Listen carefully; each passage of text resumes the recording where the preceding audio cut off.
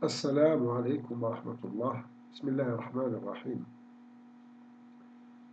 Le cours d'aujourd'hui est une continuation de- des cours précédents sur le réseau direct et le réseau réciproque. Donc aujourd'hui, nous continuons l'utilisation du réseau réciproque pour traiter les problèmes de changement de repère.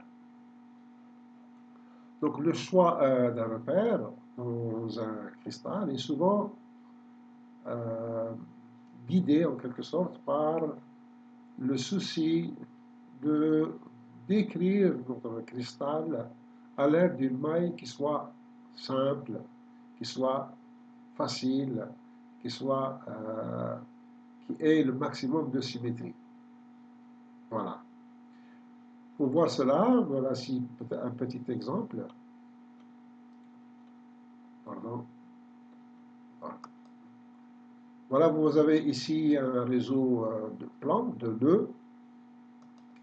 On peut par exemple, vous voyez, on peut décrire le cristal à l'aide d'une maille, comme ça. Donc AB, c'est une maille simple. Hein, vous voyez, donc c'est pas de problème. Mais on peut aussi décrire le même cristal à l'aide d'une maille, par exemple ici double, hein, A', B'. Pourquoi elle est double? Tout simplement parce qu'elle a un nœud supplémentaire au centre. Et puis on peut voir ici, en termes de surface, que la surface de ce rectangle est double de cette surface-là, de la maille AB. Alors, vous comprenez bien que ici, par exemple, lorsque nous prenons A' et B', c'est vrai que nous avons un réseau centré, mais ça ne pose pas de problème supplémentaire. Surtout que ici, nous avons un angle droit. Donc, nous avons uniquement deux paramètres à identifier, A' et B'. Alors que là, nous avons trois paramètres à identifier, A, B et l'angle alpha.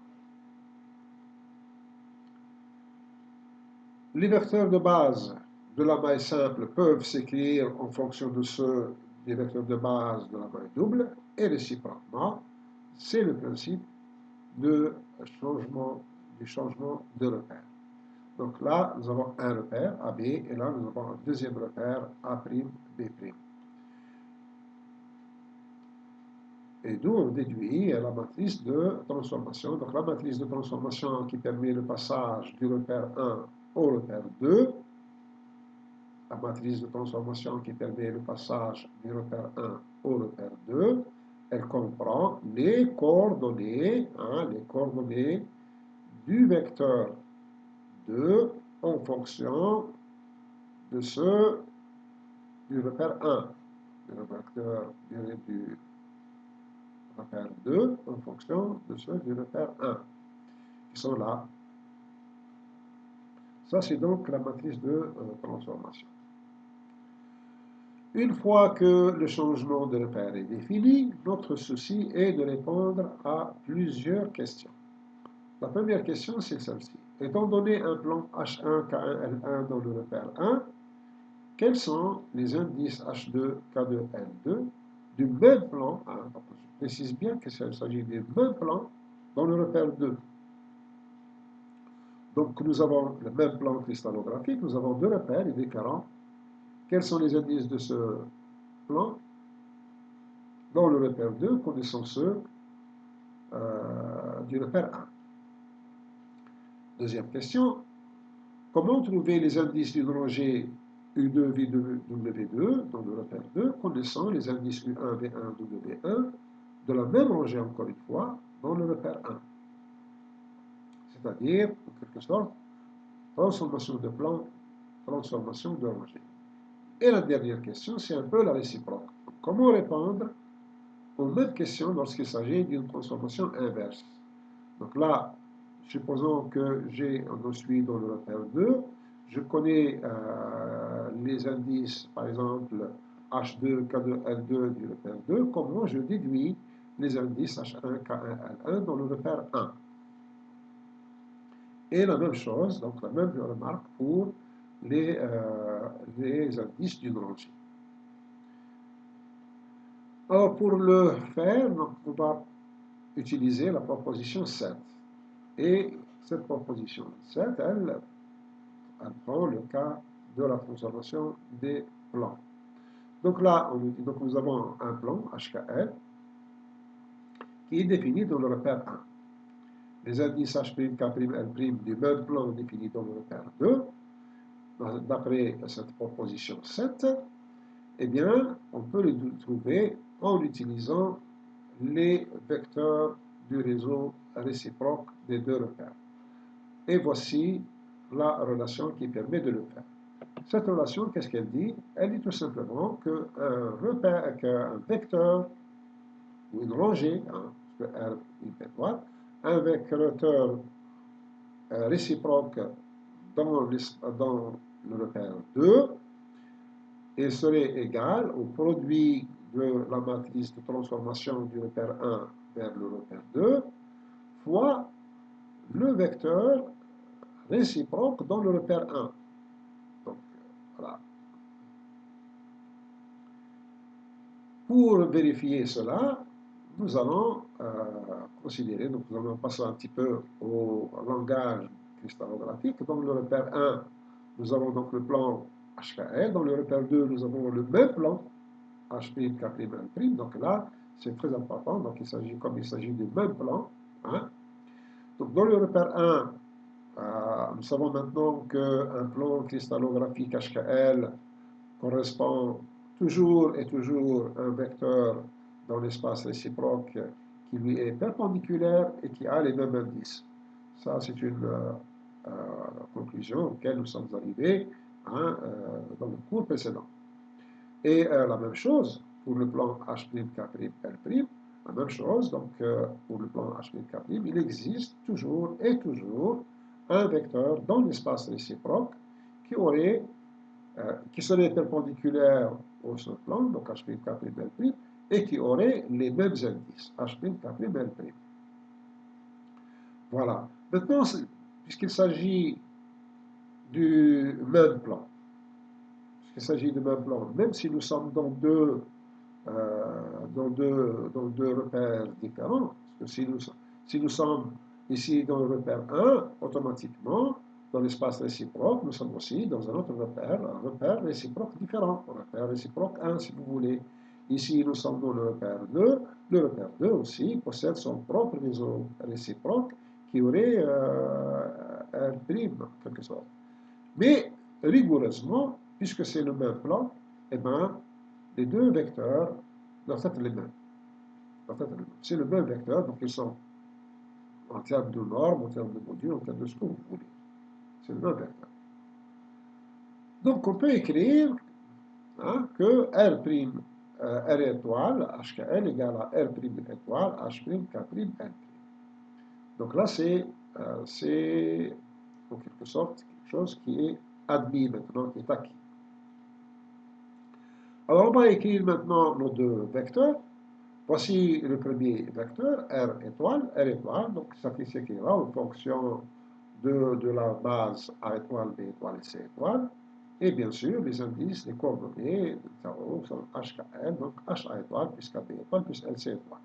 Le vecteur R' étoile, lui, il va s'écrire aussi sur la base A' étoile, B' étoile et C' étoile, c'est tout à fait normal. Et ces coordonnées seront donc H', K', L'.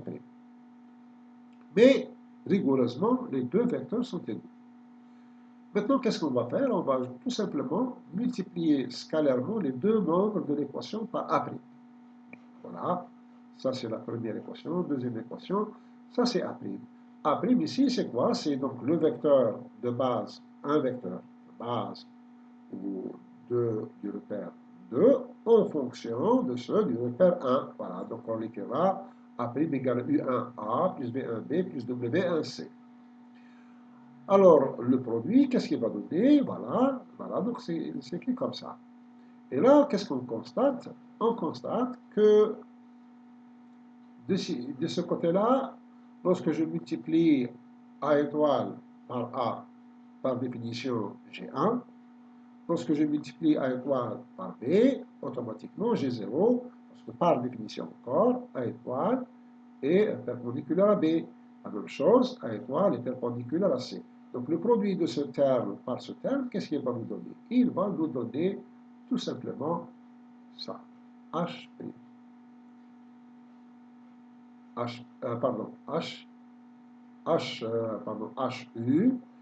1 plus KV1 plus LW1, cette partie-là.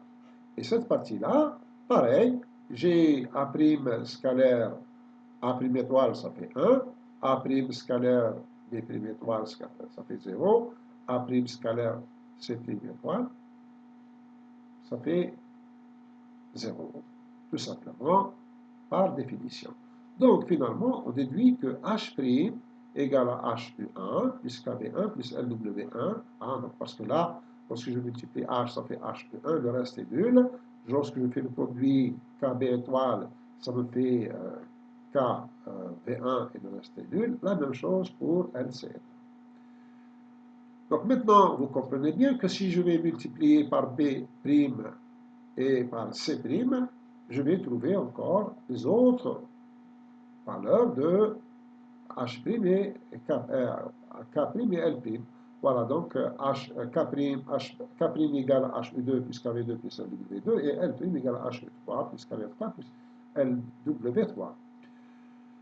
Alors, vous comprenez donc que cette écriture, en fait, on peut la décrire de cette façon-là.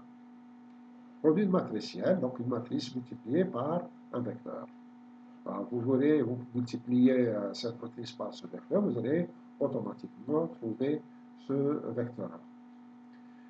Alors, donc ça c'est une écriture matricielle. On peut maintenant passer à une écriture plus simple, plus condensée, comme ça. Puisque H', K', L', ce sont les vecteurs, ce sont les coordonnées du vecteur réciproque R' étoile. Voilà. La matrice de transformation M1, 2, voilà. Et R étoile, il est là, donc HKR sont les coordonnées du vecteur réciproque R étoile. Voilà. Donc, voilà donc démontrer la proposition numéro 7. En fait, on peut aussi écrire, des choses comme ça. Donc, la matrice de transformation des coordonnées nous permet d'effectuer les transformations de plan de cette façon-là. HKL va donner H', K', L', se transformant H', K', L' à l'aide de la matrice de transformation M1, 2. La proposition 8, elle concerne la transformation des rangées. Et là, qu'est-ce qu'elle dit, la transformation, la proposition 8? Elle dit, étant donné les indices UVW d'une rangée dans le repère 1, les indices U', V' de la même rangée, c'est très important, la même rangée dans le repère 2, s'écrit comme ça. R' égale M1, 2 étoile fois R. Donc, vous comprenez ici que M1, 2 étoile, c'est la matrice de transformation dans les réseaux réciproques. Pardon. Donc, en fait, ici, il faut chercher la matrice qui permet de transformer, de passer du réseau 1 étoile au réseau 2 étoiles. Hein. Voilà. Et pour montrer cette relation, donc on va, la même chose, on va imaginer donc, que nous avons un repère 1 étoile avec sa base, A étoile, B étoile, C étoile, et le repère 2 étoile avec sa base A', B étoile, B' étoile et C' étoile. Et la matrice, bien sûr, de transformation entre les deux repères. Donc là, ça sera, puisque nous sommes en train d'écrire les coordonnées, des vecteurs de base du repère 2 en fonction de ceux du repère 1. Donc, c'est une matrice de transformation du repère 1 étoile au repère 2 étoiles. C'est la matrice de transformation du repère 1 étoile au repère 2 étoiles. Donc voilà, on écrit donc M1, 2, étoile, serait donc H1, K1, L1, H2, K2, L2. Donc ce sont tout simplement les coordonnées du repère 2 étoiles en fonction de ceux du repère 1 étoile. Maintenant, sachant qu'il s'agit de la même rangée, donc il n'y a pas de raison qu'elle soit différente, puisque c'est la même rangée dans le cristal, donc rigoureusement, R de UVW égale à R' de U'V', Voilà, et je peux l'écrire comme ça, R de UV dans l'espace 1, si vous voulez, A plus VV plus WC, R'C dans l'espace numéro 2, U'A', V'B', W'C'. Et la même chose ici, on va multiplier par A' étoile. Lorsque je multiplie par A' étoile, le premier terme, il est là, et le deuxième terme, il est là. Voilà. Donc là, c'est A' étoile, et là aussi, c'est A' étoile. Et là, qu'est-ce qu'on découvre de ce côté-là? A étoile égale à 1, le reste est nul. Pareil, B étoile égale à 1, le reste est nul. C étoile égale à 1, le reste est nul. Donc, qu'est-ce qui reste? Il va rester U H1 plus V K1V si vous voulez, ou N1W si vous voulez. Et ici, de ce côté-là, pareil, tout simplement, nous avons A' étoile fois A', ça fait 1, le reste est nul. Donc, tout ce qui reste, c'est U' égale à HU1 plus KV1 plus LW1. La même chose, le même raisonnement que tout à l'heure, en multipliant par B' étoile et C' étoile, eh bien, on va trouver les autres. Donc, V' égale à H2U plus K2V plus LW et ainsi de suite. Donc, on déduit, en fait, une expression donc, qui ressemble à celle de la transformation des plans et qui s'écrit sous forme matricielle comme ça. Là, vous voyez donc U', V', W' serait égal à la matrice de transformation dans l'espace réciproque qui permet le passage du repère 1 étoile au repère 2 étoile multiplié par UVW. Et voilà, donc sous forme condensée, donc comment ça s'écrit, et c'est ce qui est nécessaire à démontrer. Maintenant, comment faire ce qu'on appelle des changements de repères successifs? Donc là, si vous voulez, nous avons, en quelque sorte, on va prendre 3 repères. Nous avons le repère 1, nous pouvons passer du repère 1 au repère 2, mais aussi nous avons du repère 2 au repère 3. Donc, si vous voulez, nous avons la matrice de transformation du repère 1 au repère 2, elle est là, 1, 2. La matrice de transformation du repère 2 au repère 3, elle est là, 1, 2, 3. Eh bien, la matrice de transformation du repère 1 au repère 3, elle est là. Et qu'est-ce qu'elle dit? Elle dit que la matrice de transformation du premier repère au troisième repère, elle est égale à 1, 2, 3 fois 1, 1, 2. Notez bien que ce n'est pas 1, 1, 2 fois 1, 2, 3. C'est différent en termes de matrice. Si vous demandez ça à votre prof de maths, il vous dira que ce n'est pas la même chose. Donc, rigoureusement, donc, il faut multiplier 1, 2, 3 fois 1, 1, 2 pour trouver 1, 1, 3. Pour montrer cela, ben, on va donc regarder comment ça se passe. Donc, nous avons le repère 1, le repère 2 et le repère 3. Nous avons la matrice 1, 1, 2 qui passe du repère 1 au repère 2. Nous avons la matrice de transformation qui permet le passage du repère 2 au repère 3. Et donc, voilà, si nous prenons un plan du repère 1, HKL, il va devenir H'K'L'. Le même plan H'K'L' se transforme en H second, K second, L second dans le repère 3. Et l'objectif, c'est de trouver directement les indices H second, K second, L second, connaissant H, K et L, bien sûr, et connaissant, bien sûr, ces transformations, ces matrices de transformation.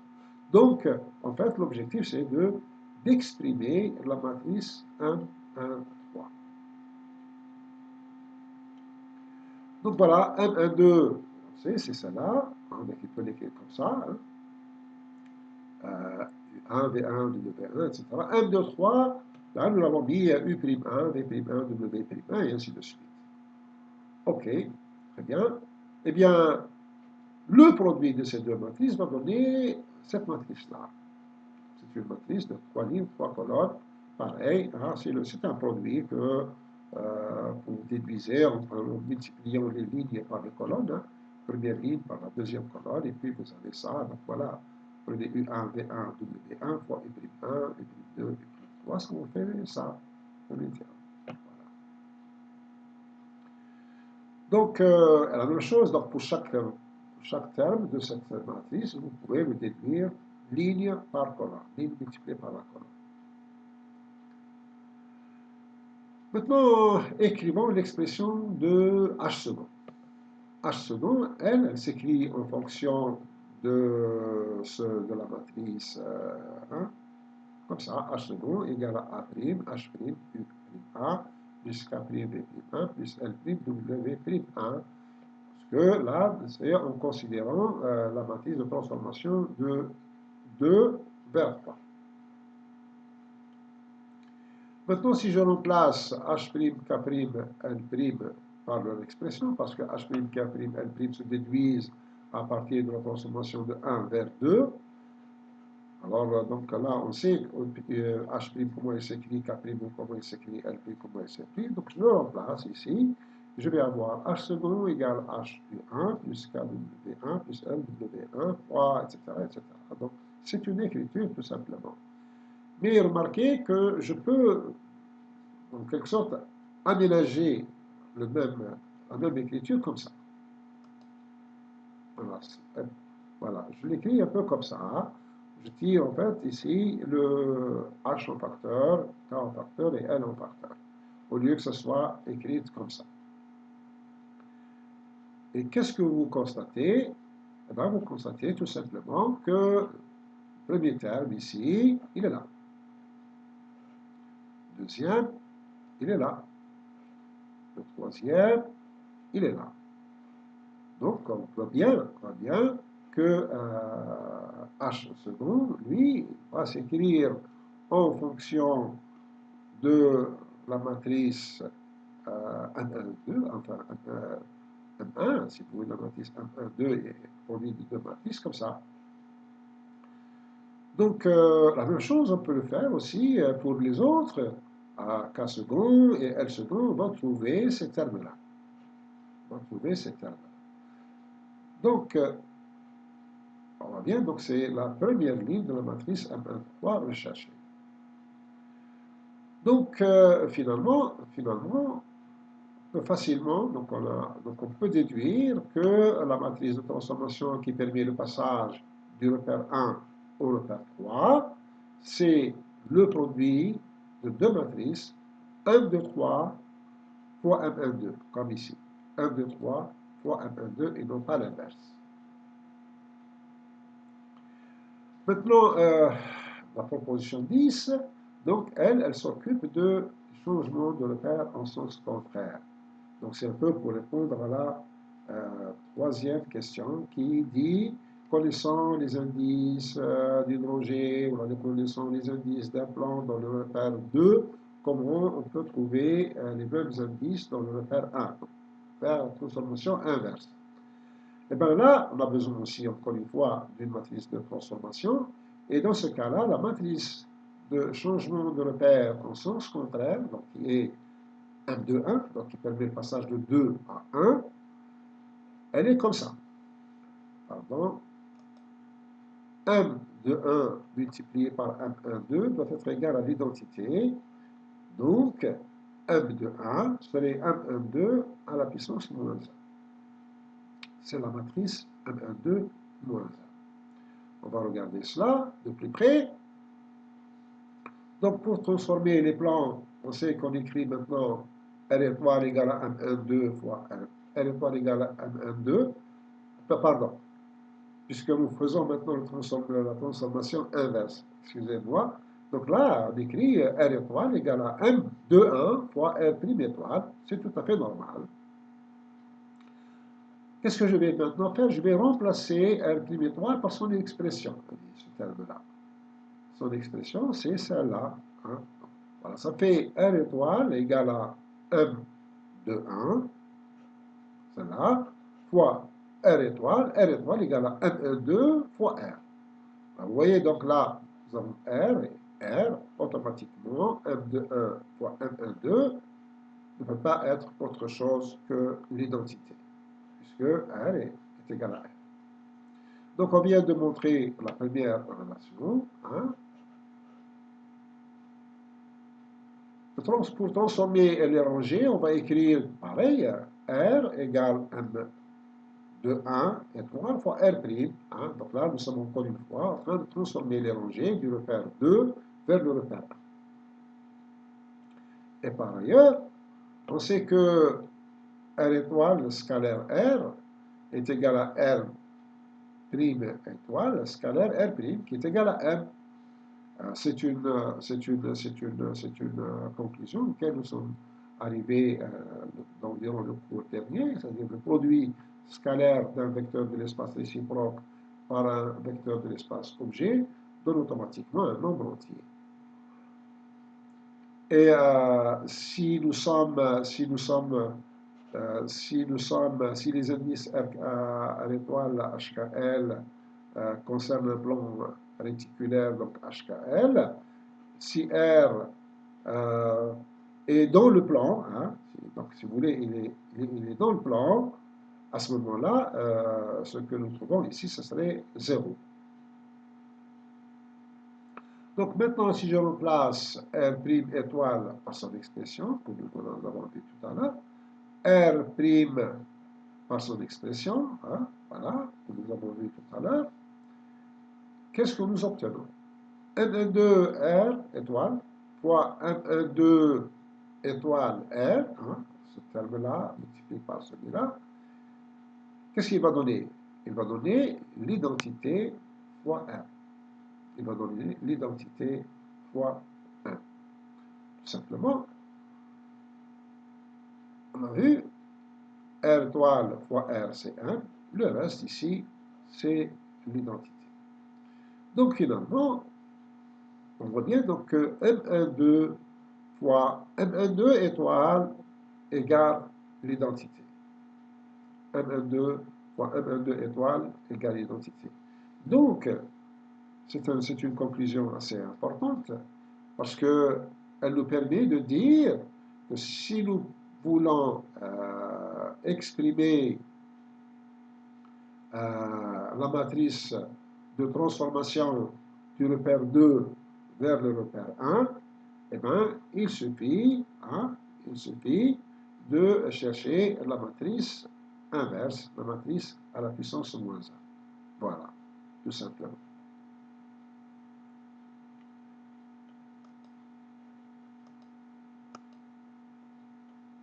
Et donc, M de 1 hein, égale donc, vous voyez bien, M12 à la puissance moins 1, et c'est aussi M12 étoile. C'est aussi M12 étoile.